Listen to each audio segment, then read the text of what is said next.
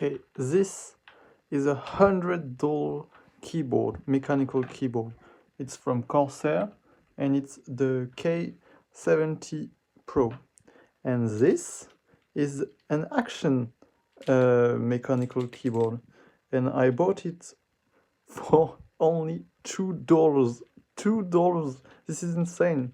The difference is that this is blue switches, whereas my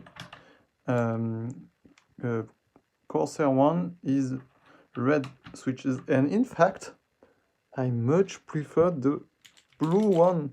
I liked this keyboard, but the only downside is that now it's not working anymore due to finicky motherboard I used with, which completely killed the keyboard, so it's not working anymore.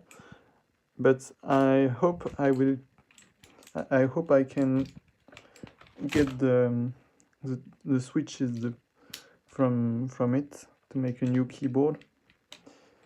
Yeah, I hope you find this video helpful. If you do, you can leave a like and subscribe. Have a nice day. Bye bye.